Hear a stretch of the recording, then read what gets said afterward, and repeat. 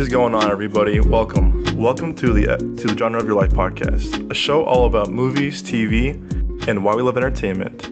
I am one of your hosts, Doug Jones. With me, as always, are my two great co-hosts. First off, Mr. Nick Johnson. How are you, sir? I'm doing good. Man, happy you're here. We have a cool movie review this week, and more to talk about. Also with us is the one, the only, Mr. Joel Kindlen. How are you, sir? I'm good, man. Glad to be here like always. Ladies and gentlemen, we have a very, very, very special guest for you. I'm talking about a legendary guest for you. Someone who took care of us during our times at ASU. Joel, yes, you're an honorary ASU student. You know that. We have one of the greatest dudes I think we've ever met.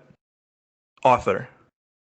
Recently new law school student. Arizona legend, Mr. Jordan Fells. Welcome to the show, sir. Thank you, man. It's an honor to be here. Honestly, you guys are all cool as fuck. So I'm just happy to be here. Honestly, around people that are like down to earth and not assholes. So yeah. Nah, Jordan, when you texted me you want to be on the show, you honestly got me so happy because I was like, oh, if Jordan's on the show, our show is legit if Jordan came on. Like 100% is legit now if Jordan came on as our guest. But no, man, we are so happy that you're here. I know you're a movie fan like we are, which is even great because, you know, the show is all about why we love movies, you know, different takes on our different honest opinions on certain shows, certain movies. So having you on, man, is a true honor, and we can't wait to talk about movies and more with you. Thank you, man. I hope we get to see some new screenings for new movies coming out this summer. So. We got you. No doubt about it. We got you. As always, guys, you can find the show on your favorite podcast platform of choice, whether it's Spotify, Apple Podcasts, Google Podcasts, or Amazon Music. Make sure to like, follow, subscribe, and review and rate. It helps show tremendously, actually. And as always, thank you so much for your support. Alrighty, so let's get out of the way first. Yes, this is gonna be the elephant in the room. Me and Nick did see Fast 10 last week at a screening. We barely got in. Because it was like a really small like critic / fan screening, and we went as fans. We can go as critics, unfortunately, this time. And we got in. We had to sit in the front, and I was like, all right, it is what it is, because it was a way small auditorium, and everyone behind us was like either critics or journalists. And to give some context, I think. I know where Joel gave up on Fast after Paul Walker died. Rest in peace, respectfully.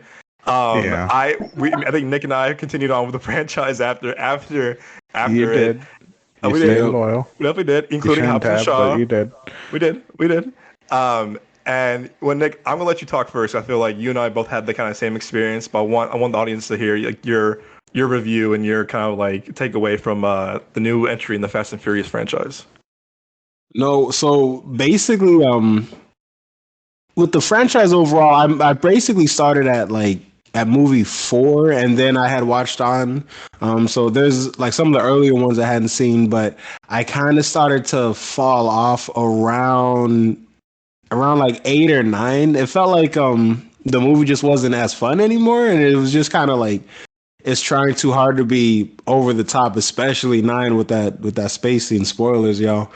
But 10, without spoiling anything, it kind of it harkened back to certain plot points from previous films, and it just did it all in a way where it was a lot more enjoyable. Like there was some over the top stunts, sure, but a lot of it was kind of like it was more emotional, you know. So I think that's what pulled me in. They dialed that up, and they dialed down the crazy like gravity defying stunts a little bit. So I think that kind of it made me fuck with it more. So I like 10 a lot. Did they fight aliens in this movie, or what like what's the other plot they have left? Honestly, it's the next one. I think they're gonna fight aliens. They're gonna fight the Avengers in Jurassic Park next one. I heard about that. Yeah, they're gonna fight the Minions next, actually. Oh man. Damn, that would be family versus family, low key. That'd be an interesting dynamic. Like fuck the Minions and just start like just beating the shit at each other, drive one over. Oh my gosh. I think I was excited going seeing with this movie with you, Nick. I feel like I I grew up in these movies. They're a big part of my childhood, and I remember seeing Fast Five, I think in high school with you, no, middle school with you, Joe. And I remember just like, wow, like this was like kind of like it kind of rebooted the franchise of like, oh, it could be a heist franchise now. It could be like more to a lot more characters. You brought back Luda, you brought back Tyrese, you brought back a lot of people, Han, Giselle, everybody.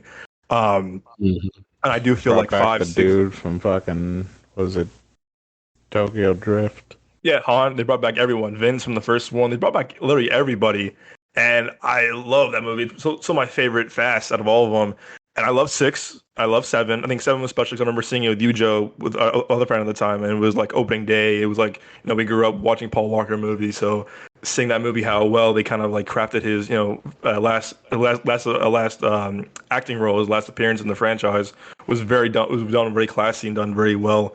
And I think that's when I remember Joel was like, "All right, cool, they do more. I'm out." And I remember it was literally April 2015. Joel was like, "Yeah, I'm done at this point. Like, I'm out." Which I don't blame him. Yeah, I don't blame a lot of people for doing that because it was a really nice send off. I think I remember seeing eight with you, Nick, in college, and we're like, it was fun, Mhm. but I think we saw it with people that kind of like brought the mood down. We were like, we're just here having a fun time watching the movie. It's it is what it is. And Yeah, we watched it with a hater, y'all. Don't Yeah. watch movies with haters, man, because this dude ruined my whole fucking day, dude, bro. Absolutely not. you Oh can't. my gosh. You I was like, can, why did dude. we invite you, man? You can. Jeez Louise. It was You know, I terrible. feel like Han never ages. Like, what's up with that?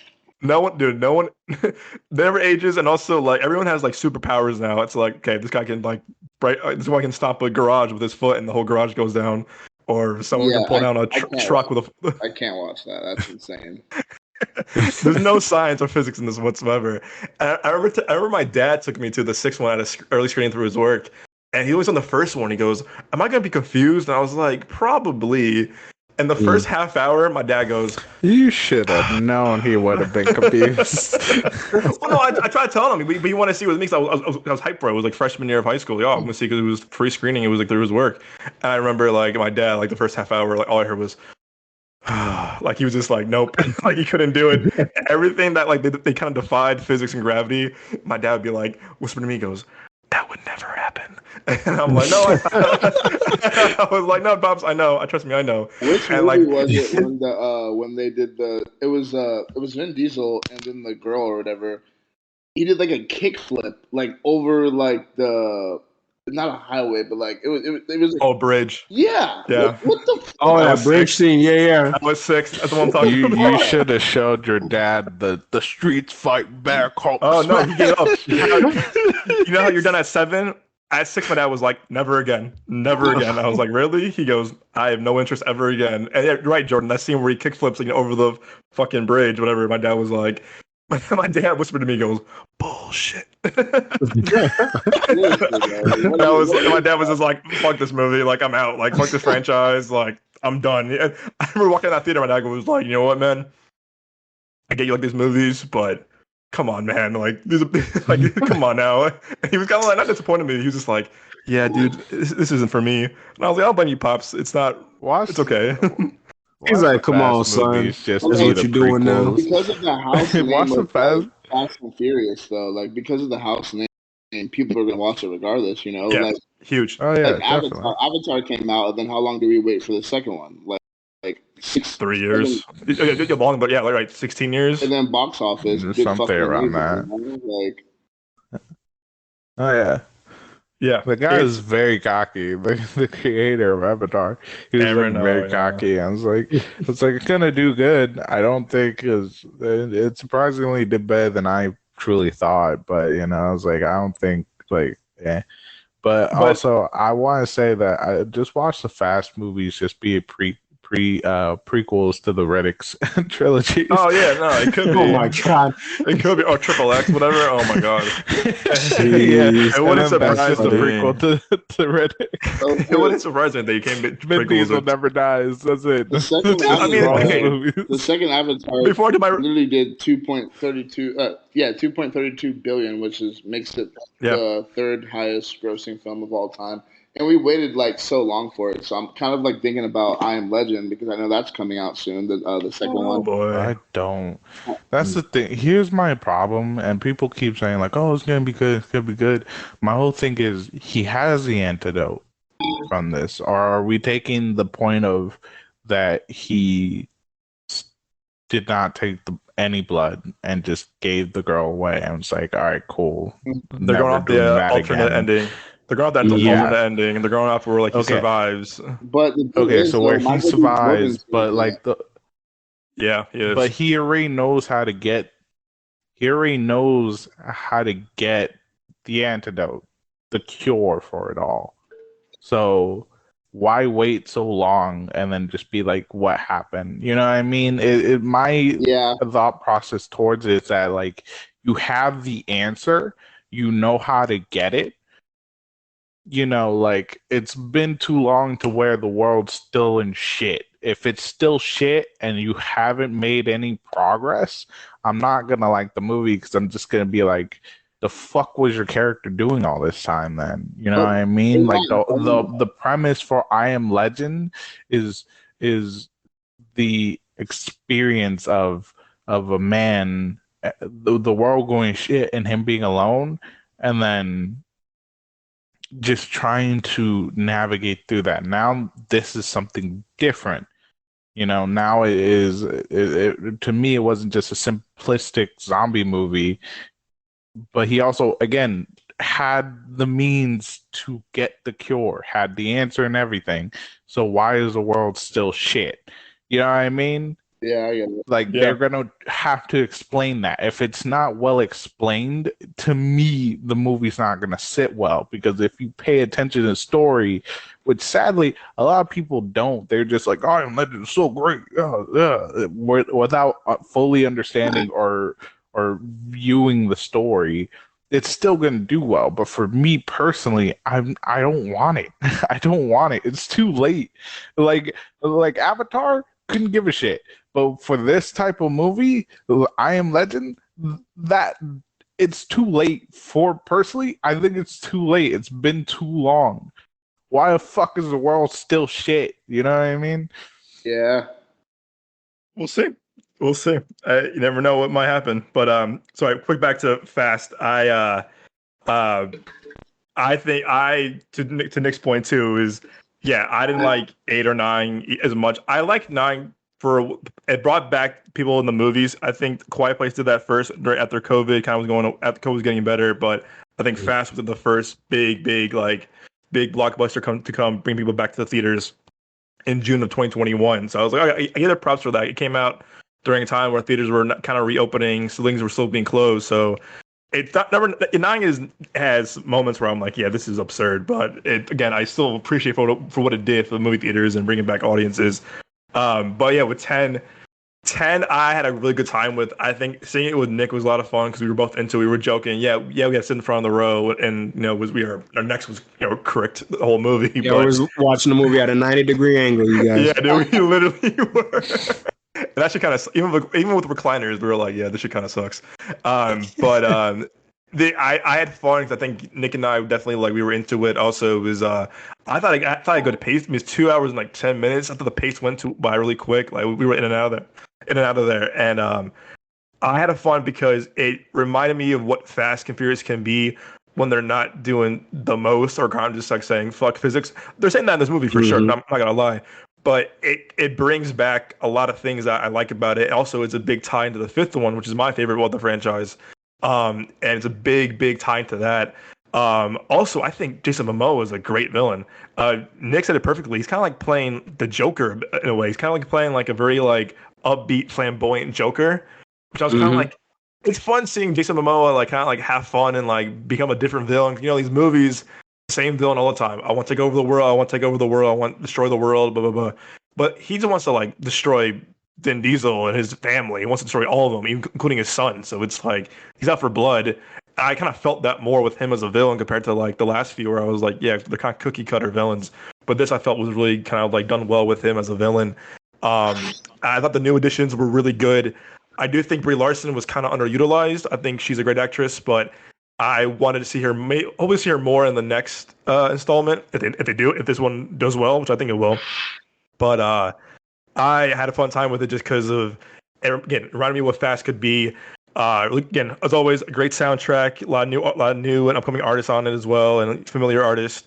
And also, you know what? There's two big surprises I don't want to spoil for our audiences, but stick around for the mid-credit scene for sure because I do feel like it's worth seeing it. And even Nick and I were like, "No way, it's gonna happen!" Like again, we're not saying much, but for this franchise, it kind of caught us off guard. We were like, "Oh no, shit! They are bringing this thing back. Oh, they are doing this way."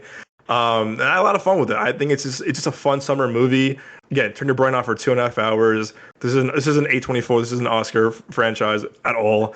But it's fun to see this with the crowd.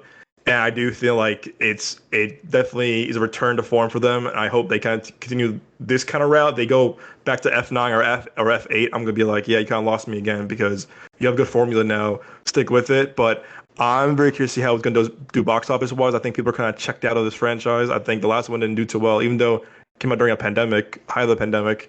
I don't think it's gonna do that well. I mean, globally, yeah. Now China eats that shit up, and like a lot of the foreign markets, international markets, love these kind of like big explosion spectacles. And Vin Diesel kind of a selling name overseas, so it'll for sure do good abroad. But domestically, I'm kind of curious because I'm hearing like not so good things about it, box office wise and review wise, which is the same. But again, Nick and I had a great time watching this movie. I definitely will see it again if I will. And like I said, it brings together some of the best parts of Fast in the franchise. And it's a popcorn flick, and it's a good summer movie to watch with the crowd. So I gave it a 8 out of 10 personally. I had a fun time with it. I think it was a big improvement over eight and nine, including the Rock Hobbs and Shaw spinoff. So if you're interested in seeing this movie or you're a Fast and Furious fan, I say seeing it in theaters, see it with the crowd, see it with the opening weekend because it's a lot of fun. But if not, you watch it at home as a rental. But I recommend it seeing if you are a fan of this franchise and you are just down to see kind of like a dumb 2 hours, 15-minute turn your brain off movie, it's for you. But I know Joel look at me like, I told you after 7 I'm done. I ain't coming back. I ain't coming back. There's nothing you could do to make me go and watch those movies again. No, or the new ones. But yeah, anyway, guys. So again, Fast out this weekend. Check it out. Don't check it out by all means. But Jordan, as we told you earlier today, we love bringing guests on so we can talk, so they can talk about a topic they're very personal about or very kind of like determined to talk about on the show. And I know you want to talk about first off upcoming A24 movies, but also you want to talk about I think the importance of mental health. I would love for you to like talk. The floor is yours, like I said earlier. Right. What would you like to cover? No, I just wanted to like obviously see your guys' like what you guys think about mental health in the men community because I get experience learning people's point of views and stuff like that, and it helps me as I'm trying to like reach other people with my voice and stuff. So I just wanted to know what you guys think about it. I think men's mental health is starting to come to light more nowadays, thankfully to like TikTok and stuff, but there's still such a huge number of people who either just decide to ignore it, play ignorant, or just call it overall lie. You know what I mean? And what can we do though to like bring it like awareness? To bring awareness, well, so June is Men's Mental Awareness Month. So, that's something that we should also, be celebrating towards that month and let people know and to recognize that. That's one way. Two is to, grab past experiences from either people we know or celebrities like Ron Williams and Kurt Cobain, who have struggled through it, and with men's mental health being on such a decline, on just, I've struggled with it. I still do sometimes. Same. It's gotten better it's gotten better through support. Doug has been a very big help to me. We don't talk about it though. Like the many years, we don't talk about it. Like it's like people lose their lives every day to it, and it's like all it really would take is for them to feel comfortable and like talk about it. But like, let's say in a situation where you have a girlfriend or something like that, it's like you can't you if you show any type of emotion that's like that, you're weak or anything like that, and it's just like everybody feels like that. Like I have not met one person that has been like, oh, I'm secure. Like I don't deal with that. Like everybody deals with it, but also some people aren't that strong. It's like they think their Right. only option is suicide, so they don't have to deal with it. And it's sad to me, and that's why I've decided to do something about it. Like talk to people, reach out. Like all it takes sometimes is a simple Yeah. conversation. Honestly, like it's sad. I think about it every day, and it breaks me down. Right. Yeah. No, you can ask Doug, but on my social media, especially Instagram, I share my thoughts on men's mental health as well. Even on here, I've talked about it. It's a very important topic to me as well. Yeah. Luckily, I have a great girl in my life who has helped me be more secure talking about it with her as well. Really, it's just overall, we just have to, get it out there, have more people understand it's okay, starting with friends, family, and having them, not do the same old things of, oh, boys are just being boys, he'll be okay, toughen out. It's more like showing that, like we have to, help people understand, like, yeah, it's okay, to feel this way. You're not weak at all. We have to take that image out, from, being vulnerable. Being vulnerable does not mean weakness. And that's the problem. We still have that old stigmatism of, if you're a vulnerable person, you're a weak Right. person and you can't let people in. Like you just gotta get up. When boys are growing up, you know, we've all had it. Our dads will pick us up, be like, "Don't cry, you're fine. Hey, can you move your leg? Be tough. Fucking walk it off." With girls, it's just like it's different. So, you know, depending on who their dad is. Right. My family, it was important Mhm. for a girl. They got taken care of more a little bit, but for the boys, it was get up, you're fine, keep And that's moving, how it is in a and we lot of gotta take that situations. out. Like yeah, it's fine. It's fine to have your kids be tough when it comes to certain things, but like we also have to like when it comes to the emotions of things, we have to explain to them it's okay to be upset, to cry, to Right. whatever. You know, for a lot of men growing up, it's always been don't cry, you're a boy or you're a man, toughen out. So we gotta get rid of that stigmatism, a part of, you know, growing up, and that's a hard battle to fight. Like it took me a very long time to even let people in. So For yeah. me, it was kind of like I always like because everyone sees me as like the party guy. Oh, like he's like all laughs and giggles, I brighten the room. I make people have a good time, and I don't ask for people to ever like ask me how I'm doing or anything like that or whatever. But everybody has like their own like demons and situations that make them feel depressed or whatever. But it's not really discussed or whatever. But for me, it was just taking a constant toll on me over the years. Like like I'm just battling things and putting on a fake smile for people so that they can have a good time. And like I will never stop doing that regardless because that's just who I am. Like I do find happiness in that, but I mean I'm not even comfortable. Well, not now I am, but at first, like I wasn't comfortable discussing. Hey, I'm not okay. But like it's hard, and I don't want anybody to feel like like not everybody is as strong as me, and like I can't like I hate thinking about how people feel inside, like because everybody has their own battles, and like some people they can't they can't beat the battles, and it's just it makes me Mhm. fucking sad because I want to be there for everyone. And that's why I constantly, Doug knows, I check up on my people always, no matter what. Like I check up on my people hey, how are you doing? Like, you want to grab lunch? You know, like it's important to do that. And like, yeah, everybody says it. Like, all the celebrities say, like, make sure you check up on your like, but like, no, like, actually though, like, you have to take action. You can't just say it because sometimes it can just be Hmm. too late. And like, I learned that the hard way with one of my friends, and I'll have to, I'll have to bite that and deal with that. But it's just important to think about somebody other than yourself.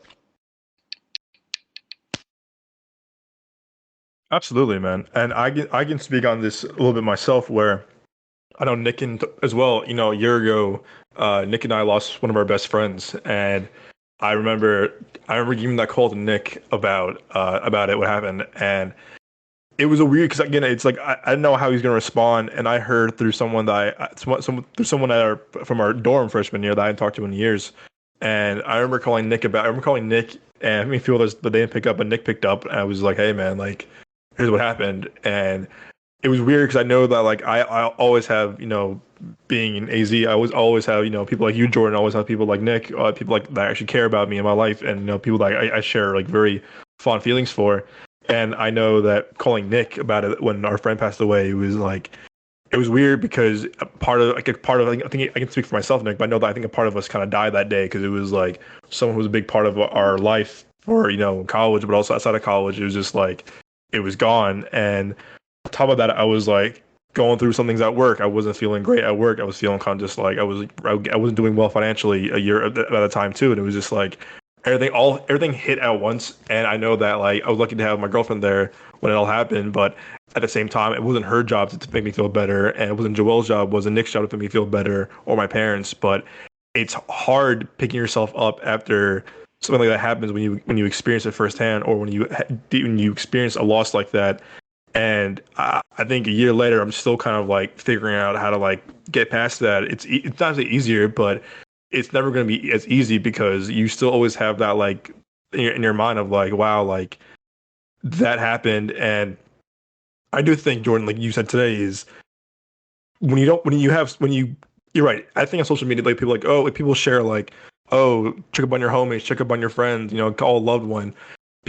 I think people share that, but how many of them Exactly. actually They do share that? it to feel And better I feel about like, themselves and to have other people be like, oh, like, yeah, wow, that's really cool of him. To, like, they're not actually fucking doing it, bro. Like, I'm telling you, living in Arizona and no, being in like the industry and shit, it's the fakest people like you will ever meet. Like, seriously, it's fucking sickening, huge. bro. Like, seriously, it is. It's sickening.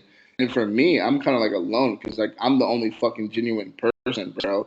And there's been countless times where I've done nice things for people and shit, and it's like with no cameras on behind closed doors, rude, disrespectful, and like, oh yeah, whatever, thank you. Like, it's just I know now, but I mean, it's true colors out here, man. Like, people are not like behind closed doors. They're not like that, bro. They're just not.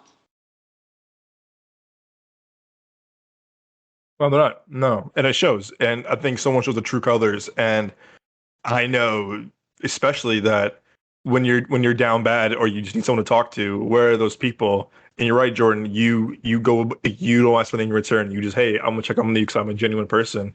But it's sad nowadays that people can't reciprocate that same thing to you because, like you said, people are in it for themselves. Like, oh, this person made me feel better. Great. I won't do the same. I won't do the same thing with this person. It's like, well, that's not. I mean, as society, that's kind of like we're becoming more and more selfish. I do feel like Mm. at the end of the day, we're not more selfish, but we're becoming like, hey, what's in it for me? And I know all of you in the room right now have always took care of me no matter what, whether it's you, Nick, in college, or to this day, you always check up on me, make sure I'm okay. Or it was during COVID, you always make sure that I was okay.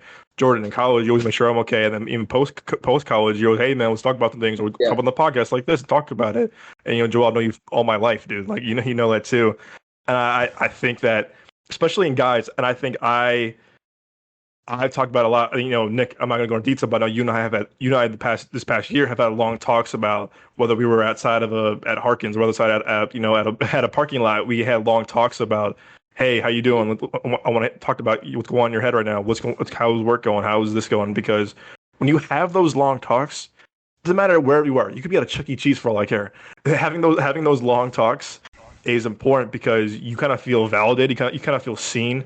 And I think to your point too, Jordan. If you don't have if someone is taking all that in and not giving that back to you, that just shows their true character of like, wow, you do not care about me.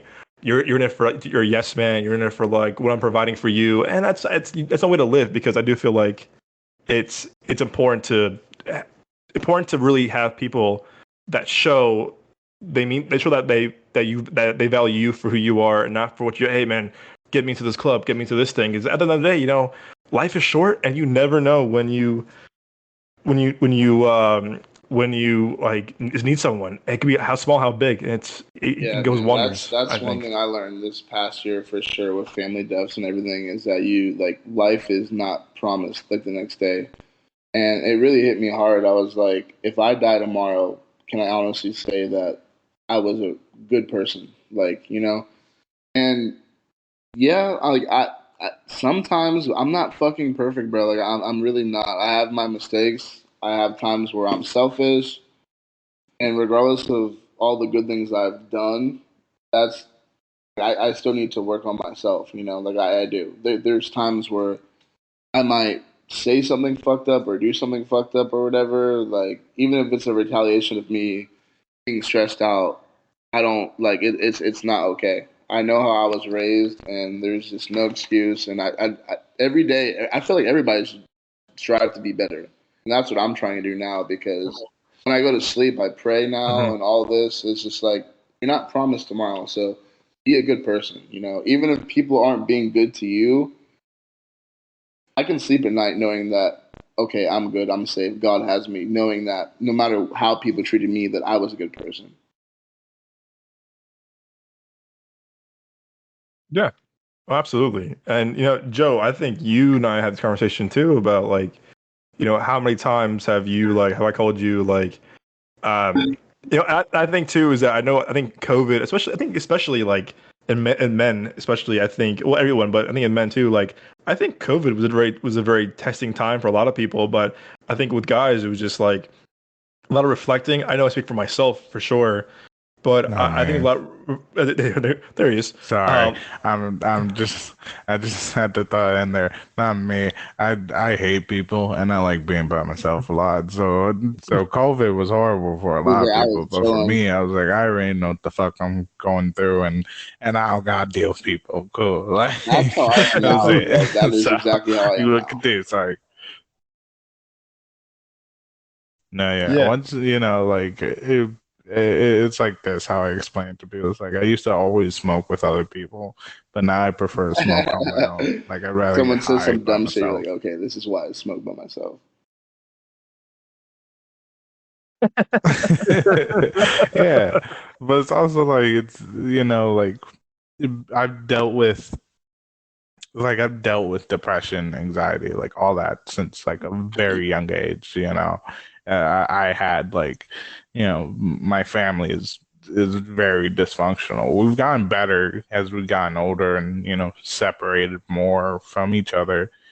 But my family is very dysfunctional. We've gone through a lot, um, and so I did as well, especially going to school because I was a weird kid. So, like, Doug thinks the world of me, which I love, which I truly do love because he's my longest friend, 20 plus years.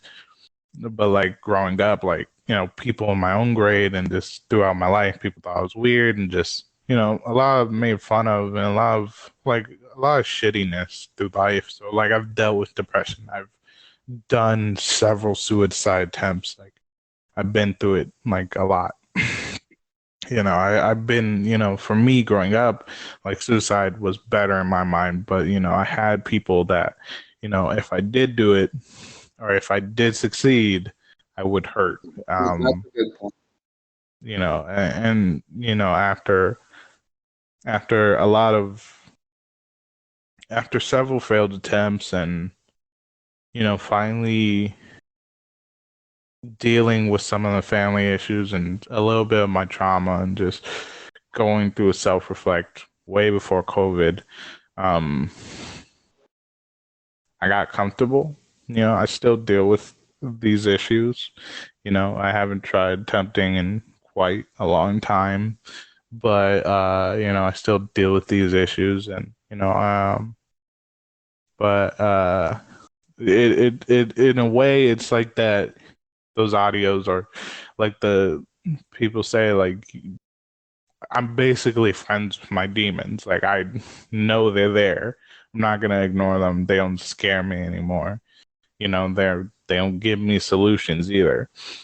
But I became comfortable with who I am and the issues I have, and eventually I'm going to, as time goes on, tackle those traumas and those issues and mental issues I have. And you know, when they're difficult, I'll call like Doug or my girl or you know my mom, because you know everyone that there's a thing is that everyone has someone to call, even when you feel like you don't.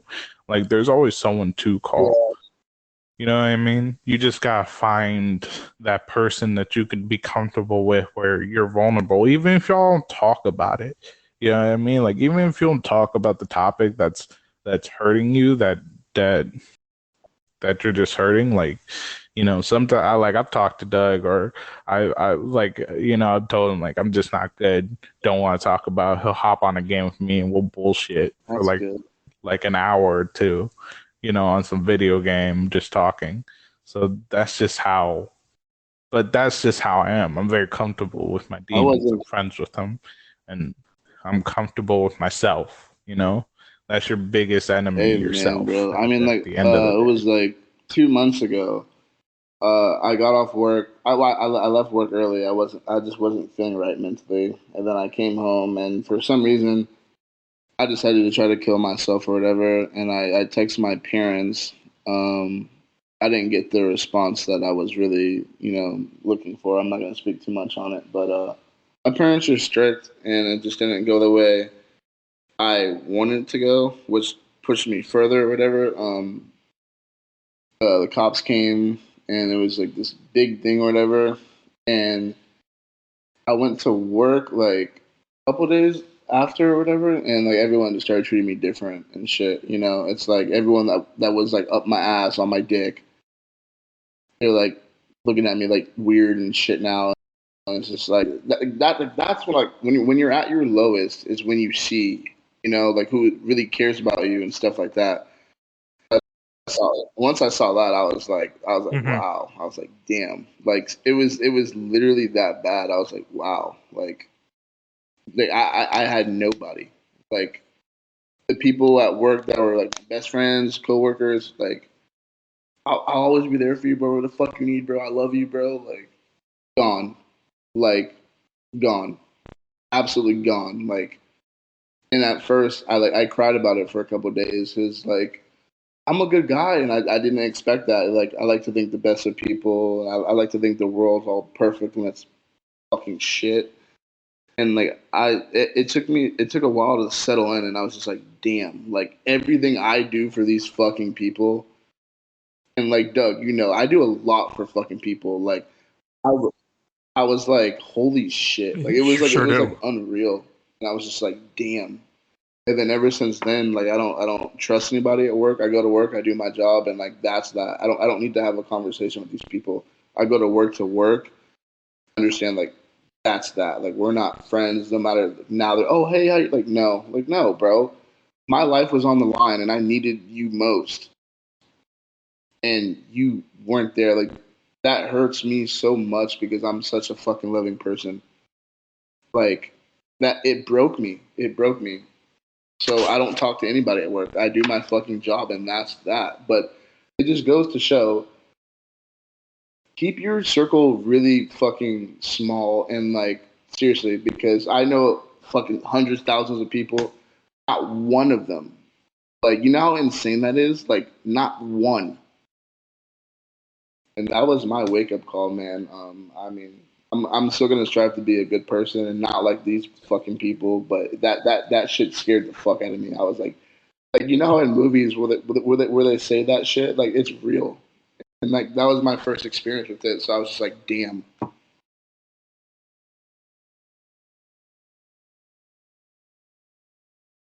Yeah, you see a lot. No, absolutely. It's when push comes to shove, or when it comes down to the line, it shows what people are going to be there for you.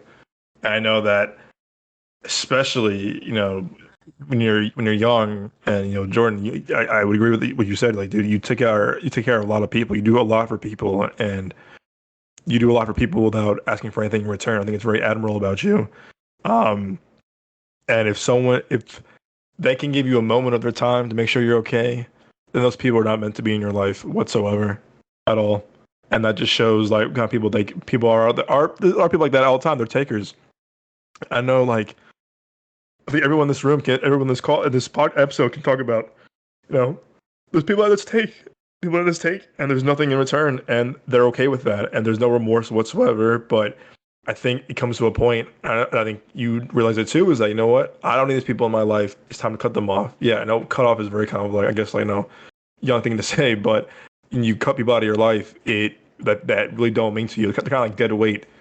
I think it improves you as a person, but I think it also improves your mental health.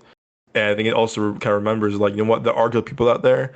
It might take a while, or it might kind of like you might have to like search for them a little bit longer, but there are good people that do want to be around you and care about you and care for you. And no matter what you're going through, no matter what it is, there are people that really do care about you and like want to be there for you. And it might not seem like it at all, but I know from experience myself too, and talking to people, it takes a while, but there are people there that do care and that will help you out.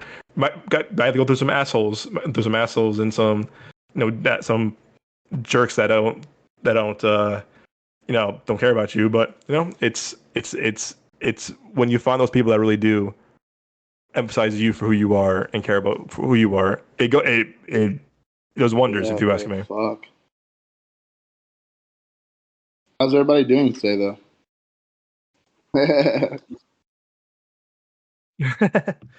Man, I'm good. I'm chilling. man, it's a good day to be alive. I think I would say it's a good day, good people. And I was on this episode. Just talking to people like this is just having a conversation. I think it's just it's good. It's good to have this, Yeah, I you're think. like, I think I don't know. Oh no, I know. I think I know. I know. um, Yeah, I'm good. but Mr. Movie Expert as well, Jordan, what movies are coming out to excite you that you want to talk about? Like, what are things on your radar that you're like hyped to go see, Ooh, hyped to well, watch we this did summer, talk about or anything upcoming? what did we talk about? The one that's coming out with the what is it? Let me see. Let me look at my notes. Right, right. I'm really Past excited for Lives, the that one A24 because one the we talked trailer about. has me fucking Mm. hyped. Like she's she had like a what was it? She grew up with this this Asian kid her whole life. They're pretty much like best friends. And then she moves away, meets a guy, marries him. They're married happily or whatever, and then she confesses to her husband that she keeps thinking about her childhood best friend or whatever, and then they meet up, and it's just like, oh, I can't wait to see how it unravels. Like, I wonder if they're gonna like rekindle and like turn it into like a relationship. Like it seems like it could go that way because it just seems so fucking perfect in the trailer. Like they haven't seen each other in years, and she's grown up, he's grown up, so. I don't know, man. I don't know. I'm really fucking excited for that.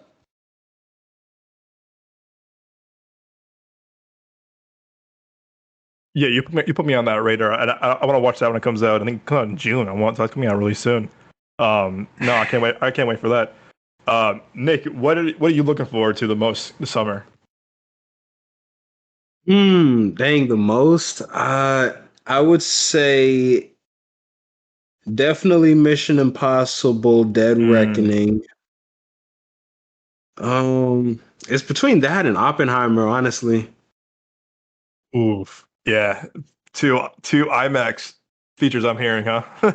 I know, dude. Like, like lately, I just been falling in love with IMAX and everything. Just how it changes the visuals in such a way, man. It makes a movie watching experience for me just a lot better. But no, like Mission Impossible, because I've been watching those movies since I was a little kid.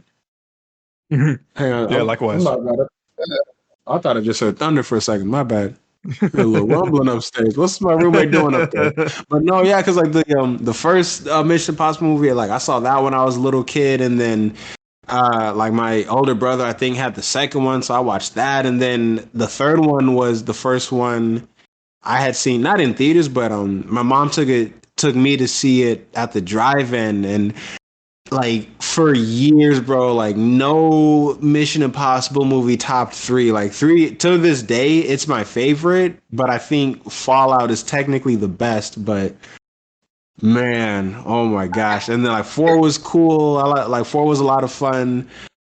Five for me, it had my favorite stunt where he's on the airplane, but like something about it just didn't quite click for me. I think at the end, but then Fallout, like I was like, holy shit, this movie's next level, bro. So like Dead Reckoning Part 1, man, I am super excited for that. Yeah, And dude.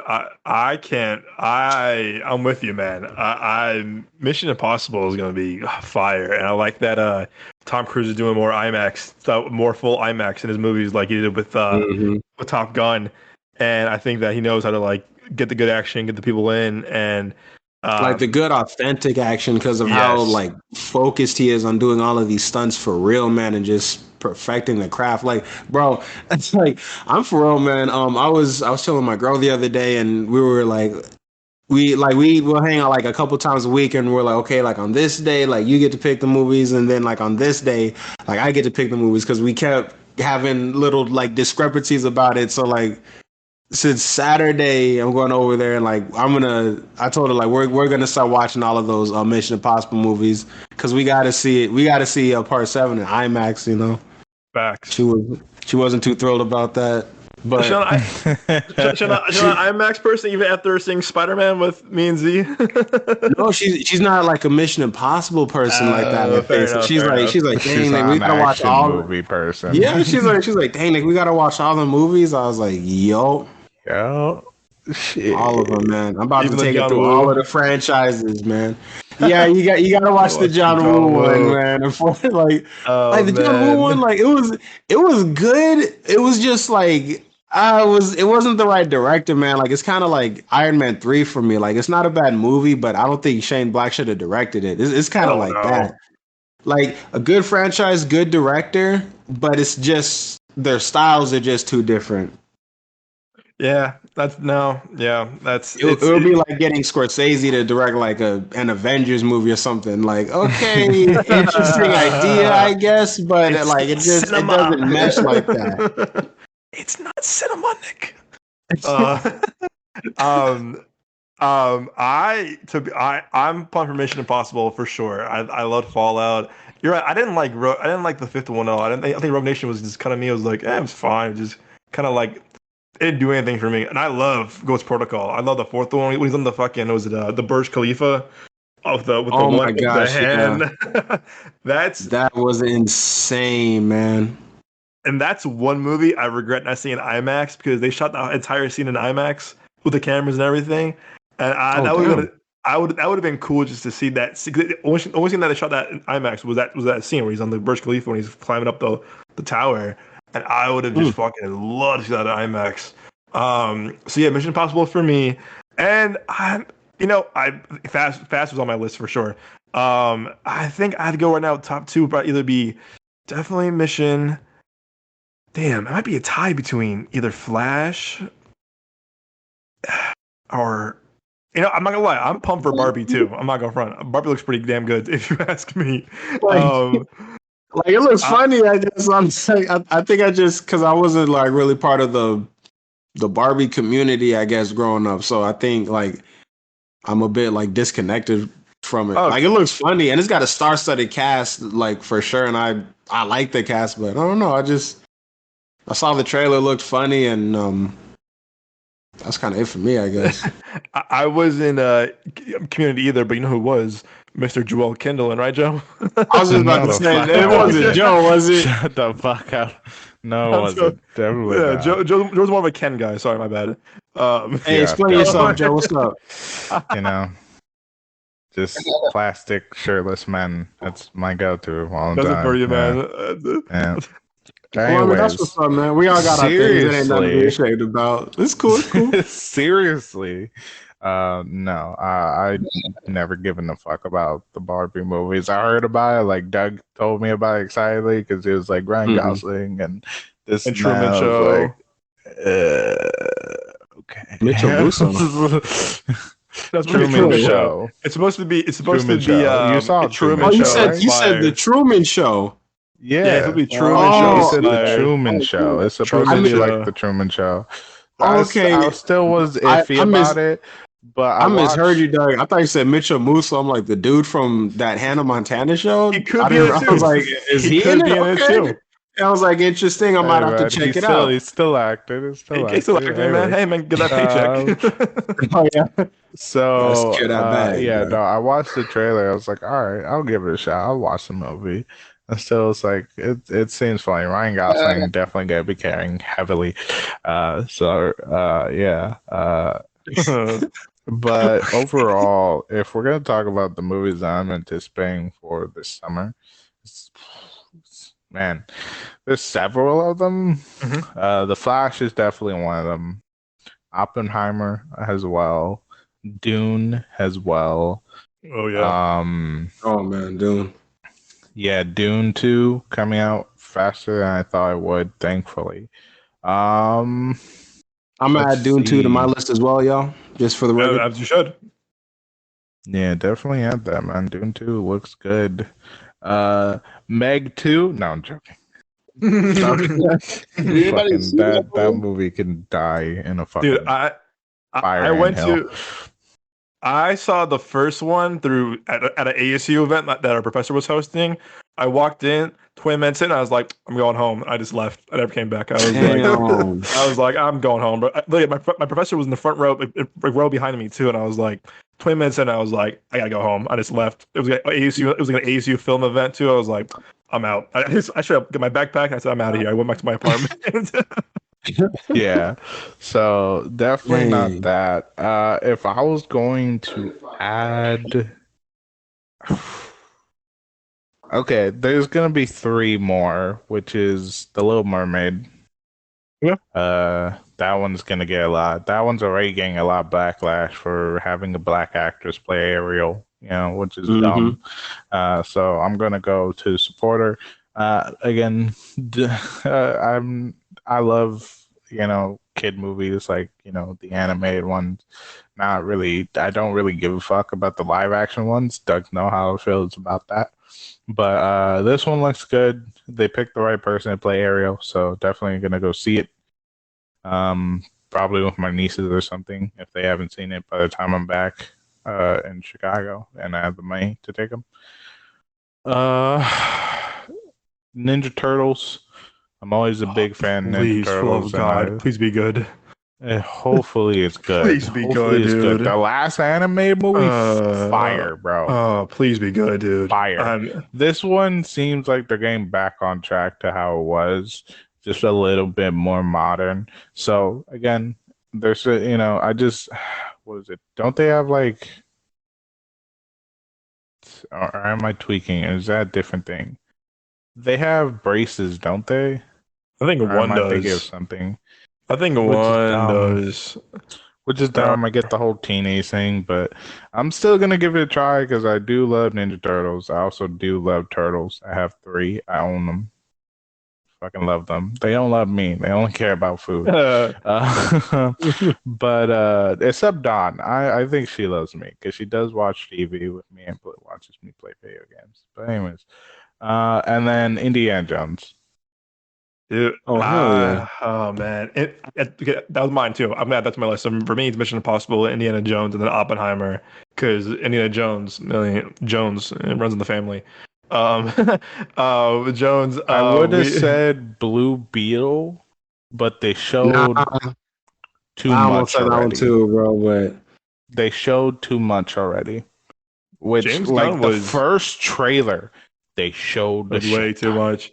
I'm just pretty looks sure they showed the whole okay. movie. It looks, for me personally, who knows Blue Beetle, who knows DC, like you, Nick, you know me. I don't love Blue Beetle. I don't give a fuck about Blue Beetle, but I love DC, and to have a Hispanic hero, fucking Mhm. finally, Yeah, yeah. Finally, yeah. sadly, Way you overdue. know, need a lot more of them. Um, especially, different Hispanics, like Cuban, Puerto Rican, Dominican. He, Anyways, here's what. uh, But Blue Beetle. Sorry, I cut you off. Blue Beetle. What I'm worried about too is that it's the thing again where I'm concerned where it's a first time writer and director where I'm like, oh no, like I don't. I mean, I Mm. guess because it's not like an it A-list character, looks but like it's going to take notes out of Deadpool and use a lot of pop culture yeah. references, especially Yeah, I'm since not he's a feeling that. teen. And they already did a major reveal of one of the pop culture references, which is from Berserk. The real big sword he has. That's from The an Dragon anime Slayer slash sword? manga. Yeah, the The giant Dragon sword Slayer, that yeah. he creates. Yeah, that's Guts's giant sword. So people are already saying like Hmm. that's Guts' sword.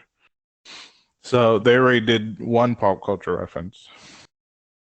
Oh boy. Yeah, I'm like So on I one think hand I'm excited for it because I like the character Blue Beetle like from the comics and from when he was on that show Young Justice not too long ago. Like, he was a really interesting character to me, and like I heard they were making the he is an movie, so that interesting was character. dope. And like George Lopez was going to be in it, and I was excited for that Yeah, just because I like George Lopez. I grew up watching the sitcom, who but the doesn't? trailer I was just like I don't know, like it seems kind of too l- light, I guess, and like I get that because It's you way gotta too, yeah. yeah, like you gotta make it so that the family can see it, but. I'm still like I don't know, He, like growing up and like when they did the Dark Knight, they didn't make the Dark Knight specifically so like the whole family could see it. It was just like this is the story I want to tell, and it's m- PG-13, so take your kids if you want to, kind of thing. And same thing with my like Spider-Man, Superman movies, and things like that. So it's like I don't know, man. Like making my everything super family friendly is issue, just kind of turning me off. yeah, my issues with the DC movies is that they focus way too much on the hero aspect and not the person aspect. You know what I mean? Mm. And like, I saw the Batman movie with oh fuck, I always forget names. I'm shit names. Doug, can you help me here? The newest Pattinson? Batman movie. Pattinson. That's Yeah, not Robert yeah, Pattinson. That was really Hmm. good. People are like, that was super dark and like real gritty. And I was like, darker than, it's dark compared to what they've shown us. It's not really super dark to how DC can really get. I was like, that's just like a tipping your big toe into the water of it. Like, you know what I mean? Like when Doug asked me, he was like, "Oh, what'd you think about it?" Because I love Batman. I love Batman to death. I was like, it was dark. Could have been way worse. It was like it's Yeah. like, but also it's like what I really liked about that is that they touched on Batman as a person. But when it comes to a lot of these other DC movies, they don't touch on the people. They just keep it light. They keep it jokes with like Shazam, and I can guarantee you with the Flash. But that's the Flash's character. He's very comedic. He's very witty. But it's like my whole concern is like, are they gonna get dark enough? Are they gonna go to a point of showing that loss, showing that pain, showing how difficult it was for the Flash? Because with the Flash's character, he's a comedian. He's very funny, like not a literal comedian, but he's a funny character. Is that the Flash holds, the power to run to the past and doesn't do it, and shows it's how can I say this?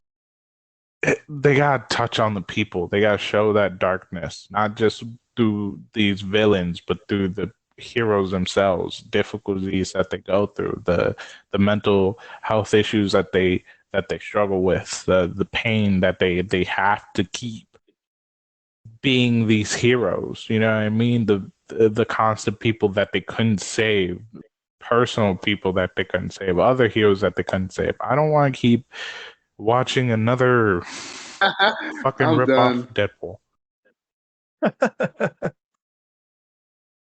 The rip off of Deadpool. Because way too many hero movies are just comedy. It's like, bro, fucking we get jokes. They're not all jokes. We don't need any more just witty, funny heroes anymore. Like, we're losing these heroes. No one wants to see these fucking movies because they all seen it before. Pop culture references, comedy, some fighting. There we go. Yeah. There's no expanding on the character. A little bit of their backstory, but other than that, nothing really.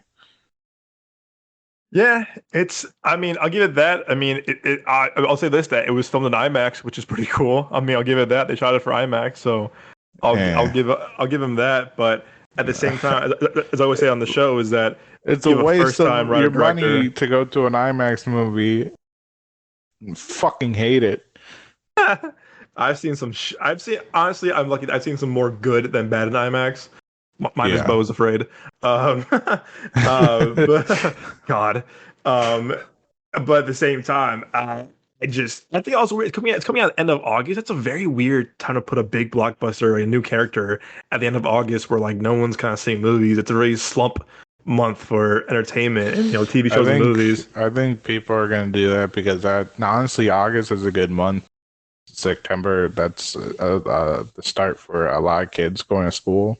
And, so, everyone's coming back from vacation and the kids probably still have energy and they want to do something, fucking take them and go see an action hero movie where they can just be like, oh, the explosions and everything. And, yeah.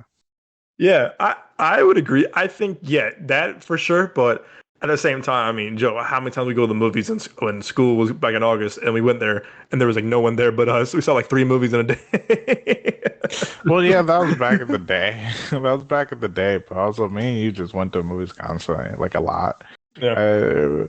But I feel like nowadays, as things are, I think that'll pull a lot of attention, Yeah. Yeah, I don't know. I think it's gonna be an interesting summer. I do think that to me, I mean, compared to last year, I feel like this is a summer packed of movies back to back to back, which is nice. I think that for sure brings like, it's just like, is it gonna be a lot of good movies or is it gonna be some good movies, a lot just shit movies? I'll contradict with this. Yes, they could be shit, they could be bad, but at the same time, I think this is a very good thing for theaters because this is what we need. Because if we can show that, I mean, the writer strike going on right now, and we're all support of that. However, I do think this is gonna be good because if these movies do well, even if they're shit, if the movies do well both domestically and internationally, that's a good sign for the box office for the theaters because they need a win. Because last summer was kind of a slump. We had like we had like Bullet Train, Thor: Love and Thunder, Nope, and Top Gun for sure, and maybe Doctor Strange. But last year was last year was kind of a slow thing for movies. That like it was kind of like they kind of came and went. This year, I'm hoping that with more things coming out more frequently, kind of how it was pre-COVID, that it will give people a chance to come back to the theaters, more screenings for us to go to, more things for us to like kind of like review and critic. So I think that if they do, again, good or bad, just having they're bad or good, if they do well financially, they do well performance-wise, that's a win for us because then we can see more things theatrically and we'll see more, hopefully more original stuff like more A24 movies in the theaters. I think it's very important because remember those movies don't get enough credit they do when it comes out to when they come out in theaters. I mean, again, I'm hoping Past Lives do really well. And again, the trailer had me hooked, like Jordan showed me it. I'm hoping that those kind of like Everything Everywhere All at Once, where the word of mouth is very good, so more people can come out and see it, and it stays in the theaters longer, and they'll get pulled right away to be on like VOD or pay-per-view, whatever. So I'm hoping. No, I'm saying like usually like Yeah. like Oh, it is HBO. Some like streaming platform usually picks it up.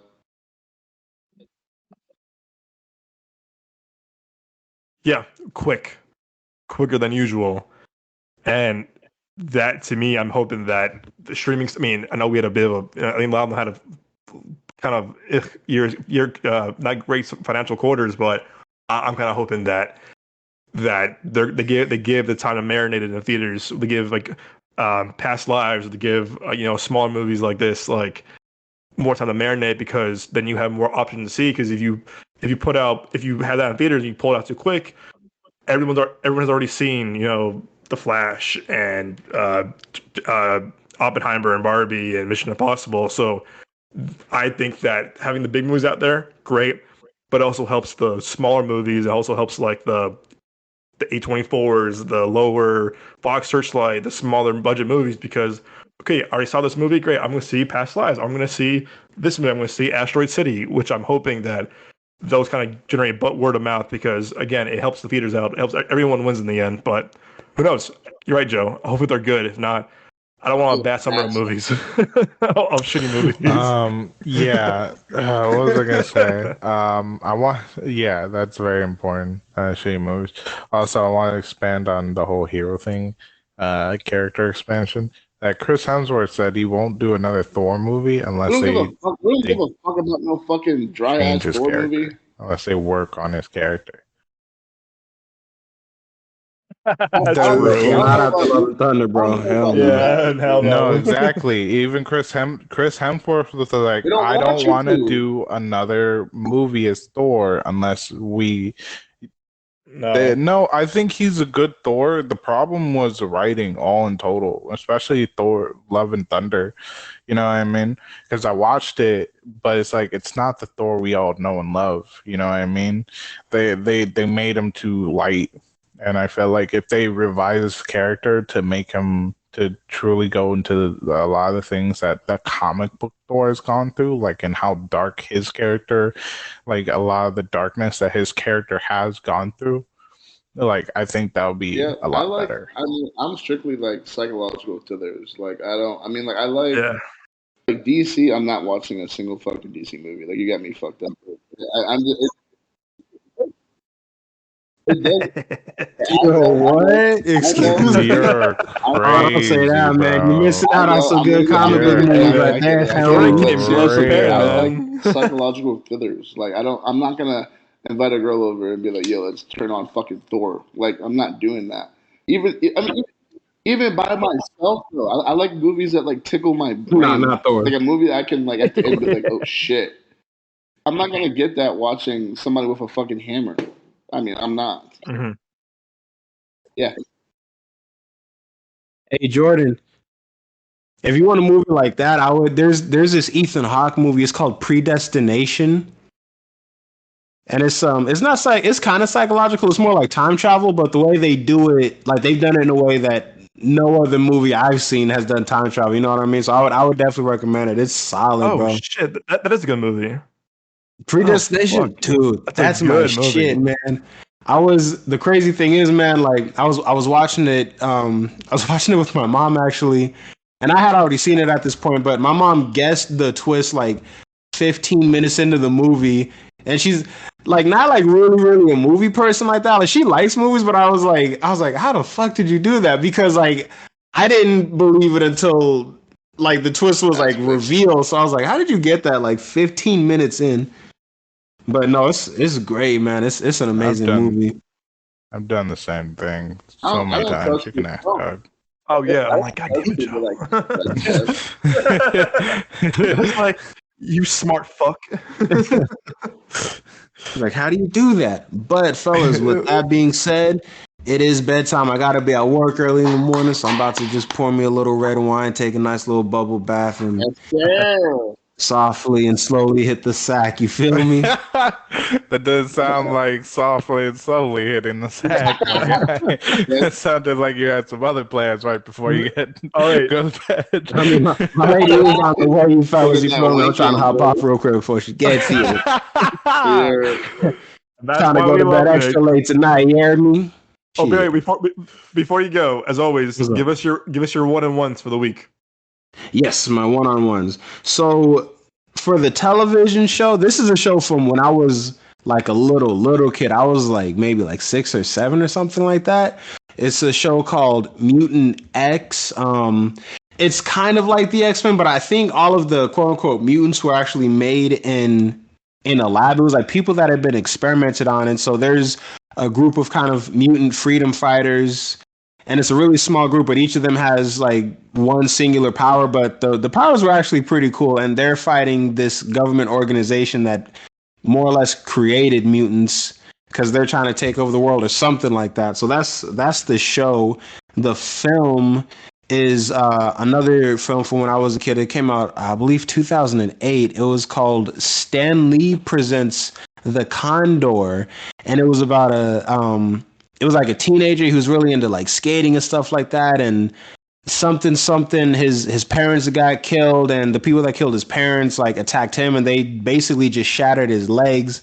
So he couldn't walk, he couldn't skate anymore, but he found like technology that his parents were working on, and it was a little bit like no, it was a leg brace, so it allowed him to walk, and but he made like it was like a superhero suit out of it, and he was going by the Condor, and he had like this really cool high tech skateboard. It was an animated movie, and it was cool. But the interesting thing about that is like it was a character created by Stan Lee, but it's not Marvel. I don't remember the name of the production company that put it out though, but it was like a lesser known, more independent company. But actually, wait, here it is. Oh yeah, so the production companies were actually Film Roman Productions, IDT Entertainment, and Manga Entertainment, and Stan Lee had worked with them on another film called Mosaic. I haven't seen that one yet, but I think it came out around the 2007, maybe 2008 era. But yeah, so I would definitely recommend both of those. Yeah, I just wrote that. I'm adding those to my list right now. Actually, you are a good salesman, my friend. I got you, bro. I got you. Say less. All right, Nick. Well, wait. Also, before you pop off, where can our viewers find you? So you can find me on Instagram, Dawning Vision, and on YouTube, same thing, Dawning Vision. We also have a podcast. You can find that anywhere you can listen to podcasts, or everywhere you can listen to podcasts, rather. But yeah, so YouTube at Dawning Vision, Instagram at Dawning Vision, and everywhere you can find podcasts, everybody. All right, brother. Well, as always, man, thank you for being pleasure the legendary co-host that you are, and we will see you really next time, my friend. Points you made today. It's nice listening to you talk, bro. You're good at this shit.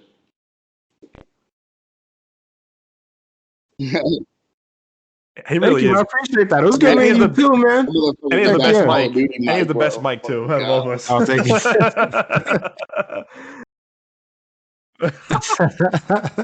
Thank you, y'all. Appreciate that. But company's almost over, so I'm gonna have to talk to y'all later. Later, brother. Love you, bro. Be later, safe. man. Thank you, man. Appreciate y'all. Love you guys. Peace. George, you end up seeing Bo Was Afraid yet? I was supposed to, but then like I fucking fell asleep. I got too drunk. I was like, fuck. Bro, I keep hearing about the fucking attic scene. Better choice. It's a fucking oh my god. Or like what? Bro, I saw that as screen. Yeah, I tried to explain what that is.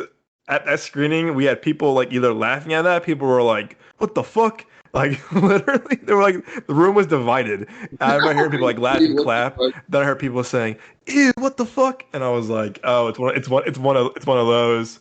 And dude, it was like the person in front of me was like shaking their head like, "Nope, I'm done. This is where I clock out." And I was like trying to explain what it is. And I was like, I think I was talking to my parents about this. My parents were like, "Well, so what'd you see the other day?" I was like, "Oh, a movie called Bo Was Afraid." They're like, "I never heard of it." I tried to explain to them what it is. I told them the attic scene. And my mom started laughing. She goes, "What the fuck did you watch?" I don't know. Great director. Yeah. Great director. If that specific thing does it for you, yeah, I gotta watch Hereditary now. I'm only seeing Midsummer, and I've only seen what's the short film, the Johnsons? Think about the Johnsons. Jesus Christ! No, we're not. We already did a few weeks ago, and never again. Never again. Never again. Never. No, hell no. Never again. Never again. Absolutely not. What are you talking about? Oh, Send him that bro, link. no, Send no, him that no, no, link. no, What no, no, no. is that? What it's called? The strange thing about the Johnsons. Strange things about the Johnsons. Oh, remember Joe? Joe, remember we were talking about a few weeks ago on the show about a guy who did Midsummer Hereditary. Remember I told you that Nick showed it to me in college. He goes, "Hey, bro, watch this movie tonight." I went back to my That's dorm so and I crazy. watched it. I said, "Nick, bro, what the fuck you make me watch?" Oh, Yeah, oh, fuck! I just realized what you're talking about. That yeah, dude. fucking dude. No, fuck And that. I'm also, not watching. Nick's last name is Nah, Johnson, bro. fuck I was that. like, I am never looking at you the same ever again. I said, Dude, fuck that. that people are weird. There's gonna be look. Don't get me wrong. Creativity is all fun and games. It's all nice. If you want to expand into certain areas, that's fine. Whatever the fuck you were thinking about making that movie, it's not a good movie. It's not Bro, that interesting. nigga It's literally not was nothing. It's just no, he was writing gross. that shit It's like, fucking this is gross. nice. Like Like, that's not. yeah, let's make a movie about a fucking son raping his dad. Oh, on top of that, let's make them African American. They haven't seen this shit before. Like, bro, what?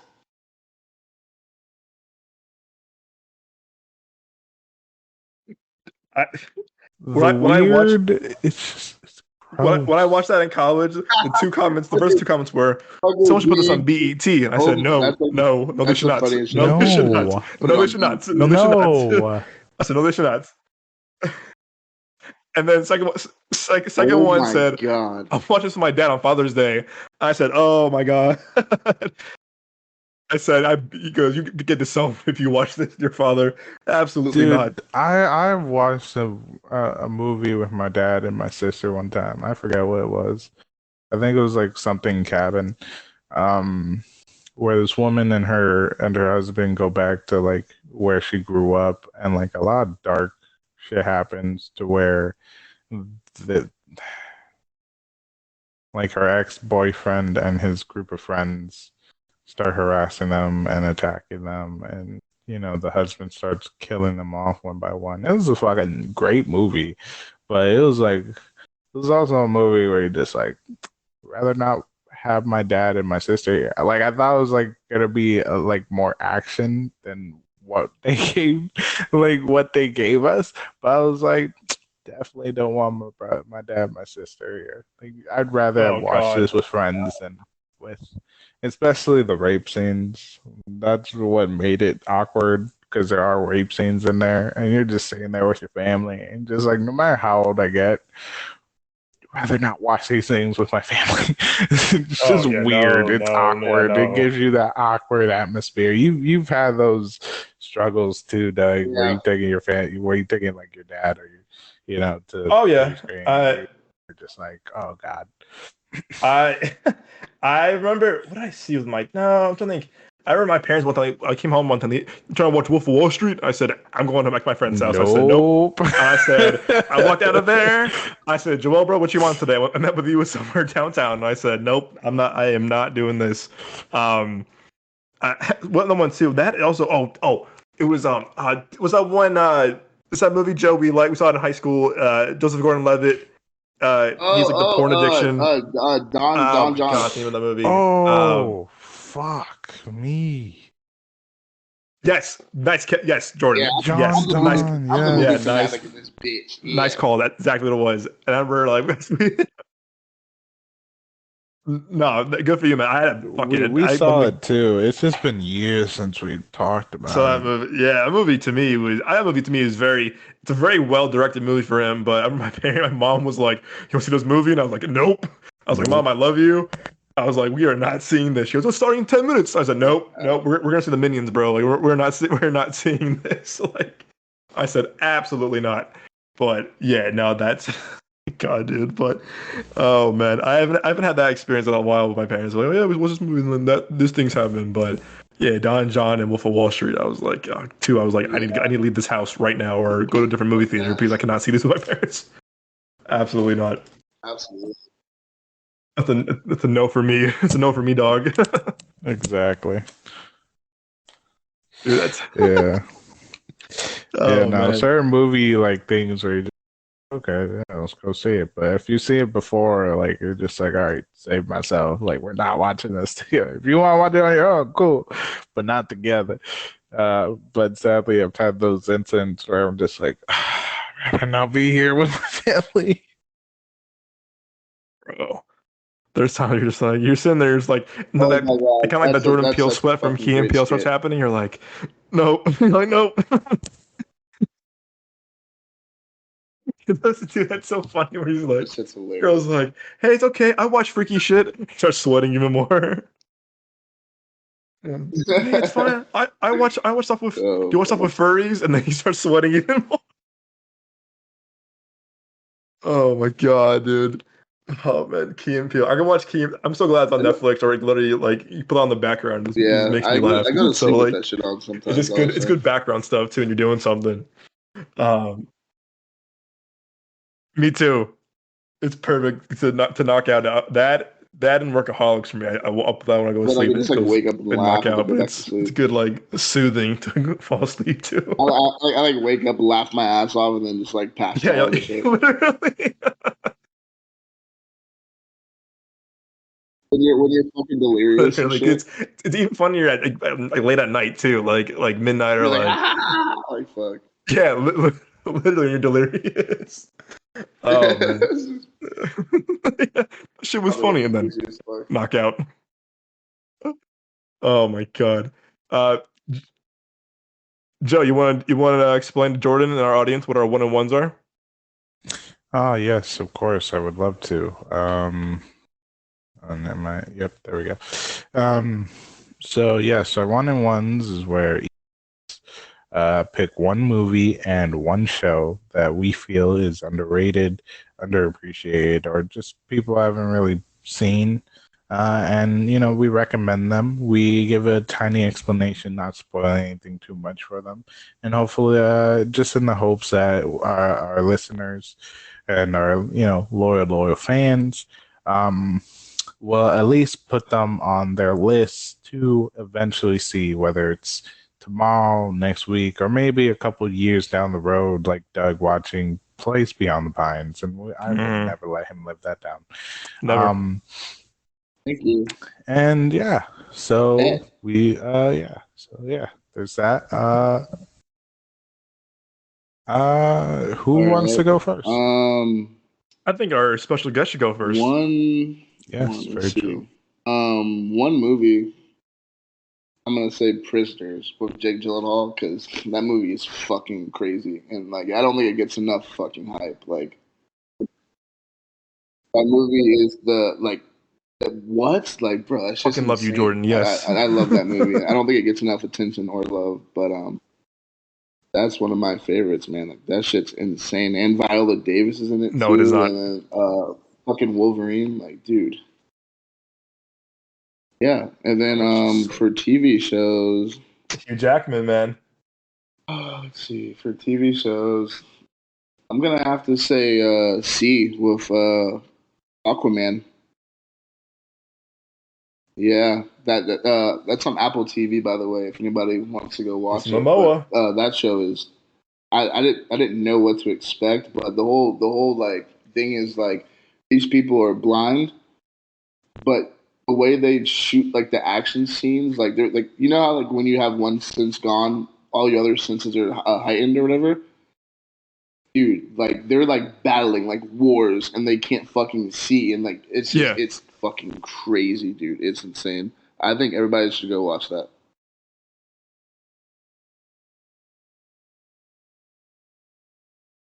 It's been on my list for like when Yeah, this has been out. definitely I've get been to that, snoozing bro. on. I've You're been gonna be snoozing hooked on on that shit. that show. I heard it's really good. Yeah, same. Joe, you can go ahead. I think you should go first. I should. You still thinking one up? Yeah, I'm still trying to decide. Oh man, I gotta think of. Okay, I think for my movie of the week, I just got this on Blu-ray recently, and I just watched it because it's also very underrated. Is 2011 Source Code with Jake Gyllenhaal. This movie is so good, dude. And it's an original sci-fi movie that I think that no one talks about anymore, unfortunately.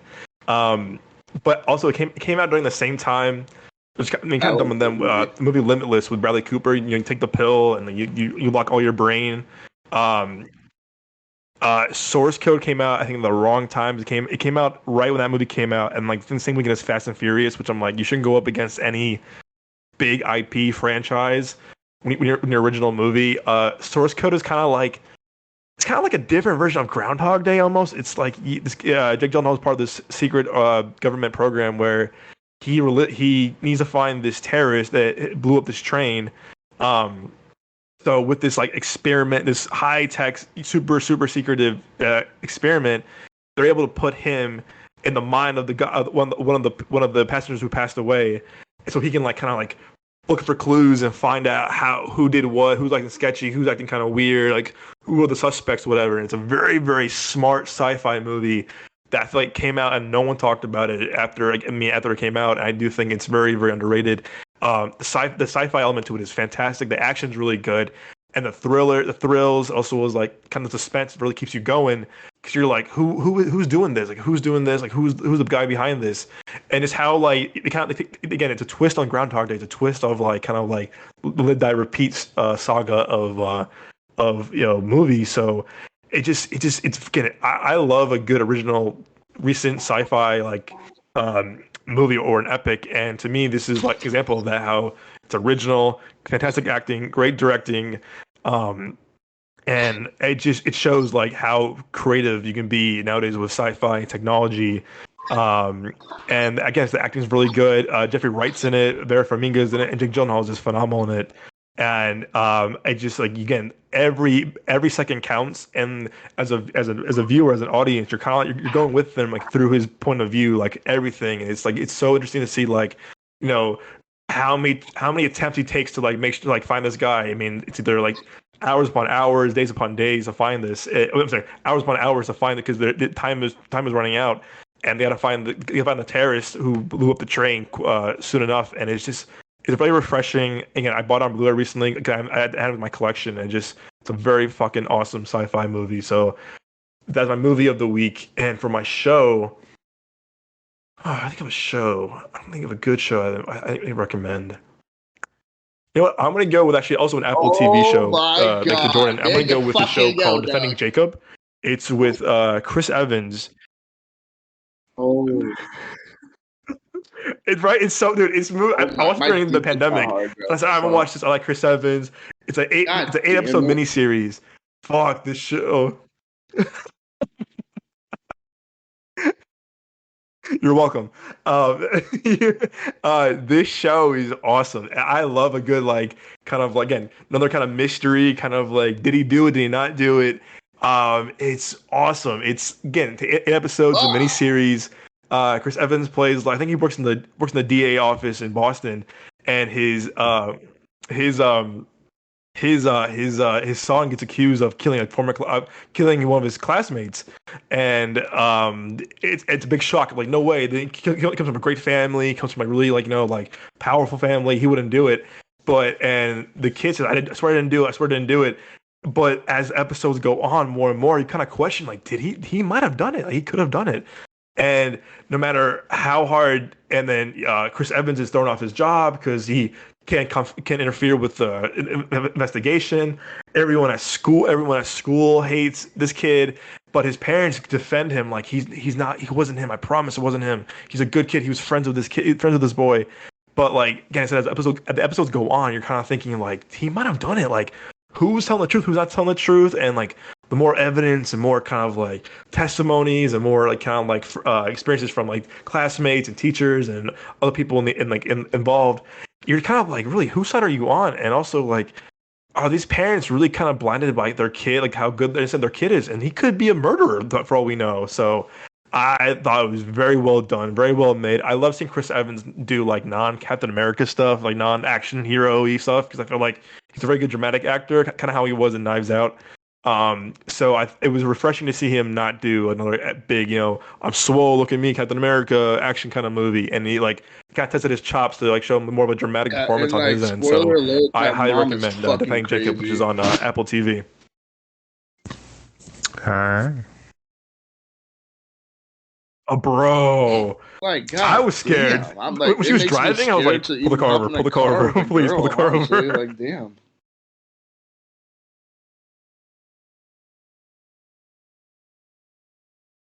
Yeah, And bro, fuck my that. sister used to drive insanely.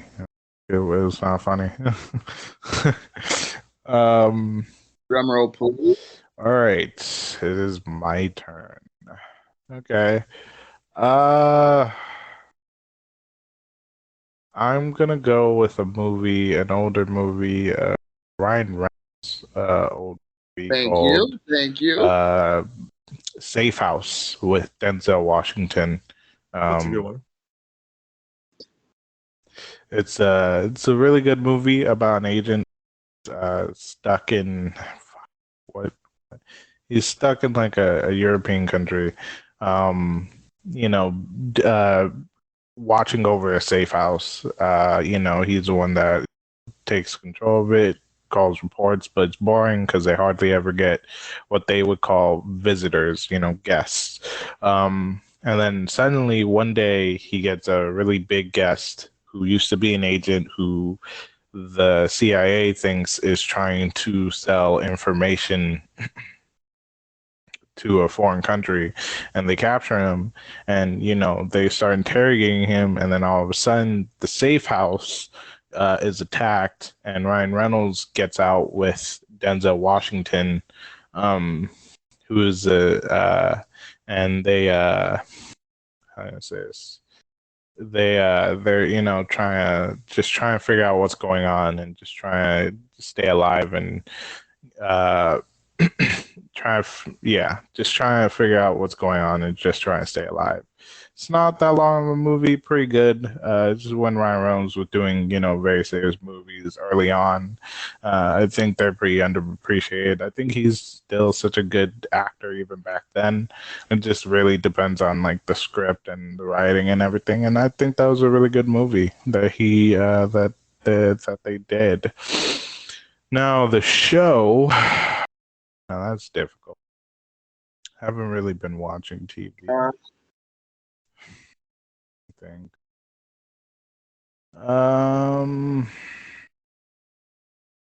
Fuck. I still wasn't prepared. Yeah,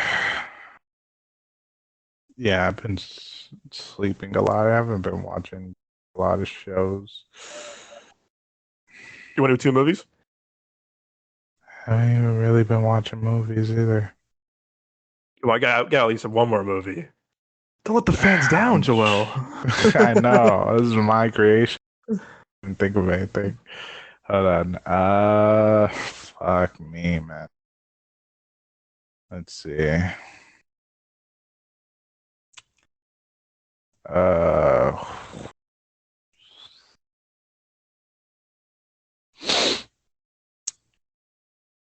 New season of Demon Slayer's out. I don't Do it. know.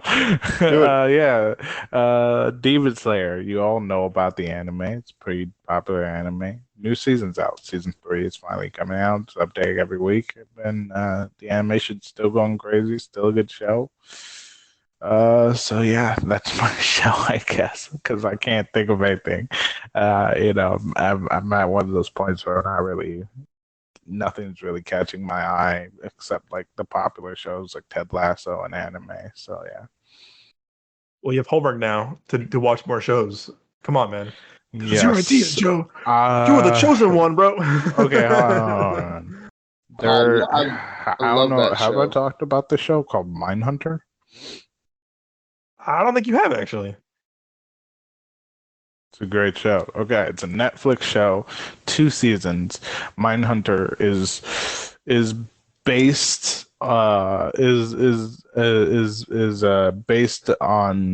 based in the late 1970s when the FBI started to seriously go into the studies of the psychology of murderers. And so to learn their habits, to be able to profile other murderers, and not just any murderers, not like just a simple like that guy shot this guy for no reason, fucking let's grab him, like serial killers, So and they use real serial killers, not the real people, but the real serial killers like from the past. So they use was it Ed Kemp, the co-ed killer. I think that's what they called him. Uh, they have talks about Charles Manson, a lot of other serial killers that you son of Samson. So they go into studies and it shows them breaking down how to find them, how to, or even, or, a lot of them already have been arrested, them interviewing them and trying to have them answer their questions so I they love can it. They try to profile and see figure inside out what the minds of these the other serial people have killers. I done, love. I think it's for fascinating the as fuck. future. Like they literally It's a study really these good. people, ask them questions, so they can like study like what causes people to be a serial killer, and they want to understand a serial killer's mind so that they can like I don't know maybe prevent other people or just overall just understand like a serial killer's mind. But it's fucking fascinating, bro. That's you just reminded Yeah, that you just reminded me. I'm actually probably gonna rewatch that And like be able tonight. to So catch them thank in you the for that. future. Yeah. Also, Ed Kemp is like 7 feet tall, bro. Like he's tall as fuck. Yeah, no problem. Oh yeah. So the guy who plays Ed Kemp, they did really well because that actor, he's bigger, the actor, because in reality, Ed Kemp was actually a really skinny, like super tall guy, but like he's the first killer that they talk to because he's already in jail, and if you watch him, you'll be like, holy shit! And what's great about YouTube is that someone grabbed the actual video interviews of Ed Kemp and put the show right next to him and just how similar he talked, how close, like the dude did phenomenal. These actors are doing amazing, and they did really amazing, like reshaping and doing the face for Son of Sam because he had a very unique face. So they remade that face like spot on. Like it's scary. So definitely highly recommend that show. It's on Netflix, 2 seasons, great watch. It's a long watch, slow burn show, but so worth it because if you really like anything about serial killers and stuff like that, talking to you ladies in the audience, because ladies love serial killers. Uh, Definitely give that show a watch. It's really cool. It breaks down, and yeah, it's just a really good watch. And you get to learn about like serial killers that you probably have heard about in passing, or never heard about in the past. Growing up. But a lot of these are, yeah, definitely should highly recommend giving it a watch. I gotta watch it now too because I love the cast and I also like David Fincher is involved with it too, and I love him as a filmmaker. So that's what I'm also kind of slacking on too because I heard Yeah. just awesome things about it. So gotta watch C. I gotta watch Mindhunter now, man. Yes, sir. I gotta watch C as well, man. Yeah, man. Mr. Momoa, Aquaman himself. But Yes, yeah, sir.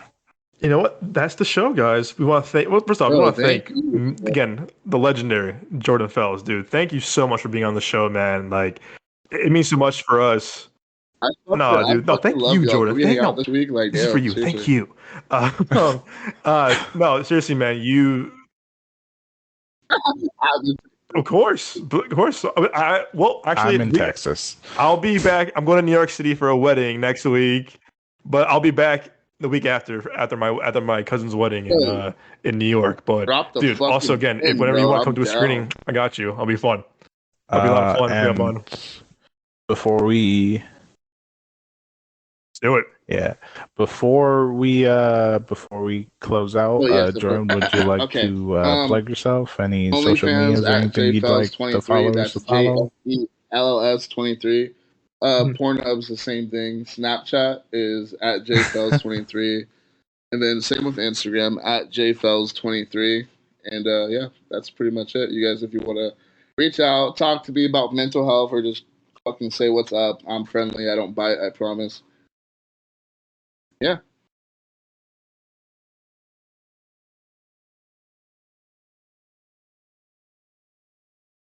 Okay. Doug, you get to go ahead and plug yourself. Oh, thank you. Honor's all mine. As always, guys, you can find the show at Midway Avenue Productions as well as TikTok. I'm trying to grow the TikTok a lot more. I had two. We just had two great theater reactions we just posted for Fast 10 and Joyride.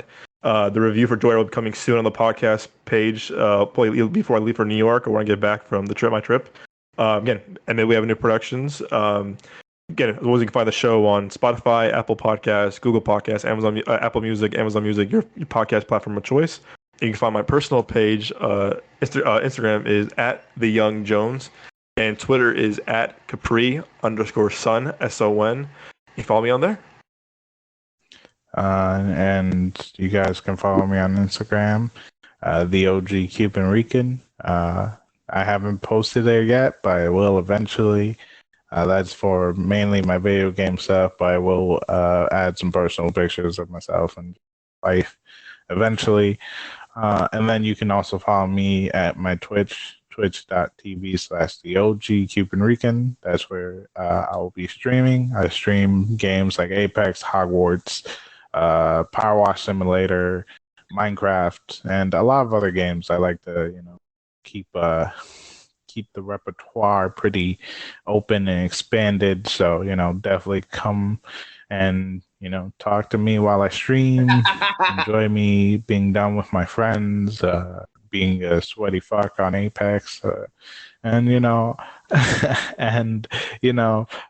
my giant dictionary of random curse words mixed together, and don't be afraid to talk to me. I love it. It'd be great. We can also talk about personal things, movies, stuff like that. So definitely give me a follow there.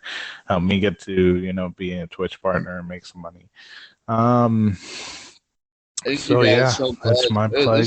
All right. Thank you guys for being here. Thank you guys. Coming along. You were always welcome on the show, Jordan. Hope you know that. Always a spot for you on the show. Always. Have these types of conversations with people because I don't really get that, as you guys know, which I explained earlier. So yeah, it was really nice. I'm thankful.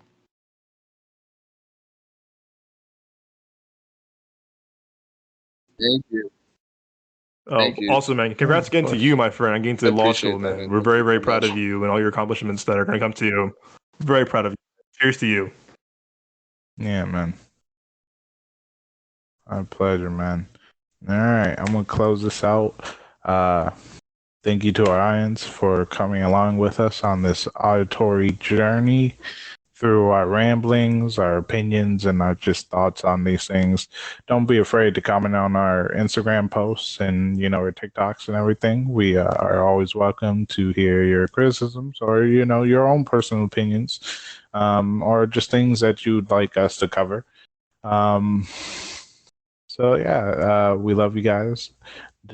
Please follow us on everything, especially the whatever app that you're using to listen to our podcast. It really helps our podcast grow and for more people to come and enjoy us and join us on this journey.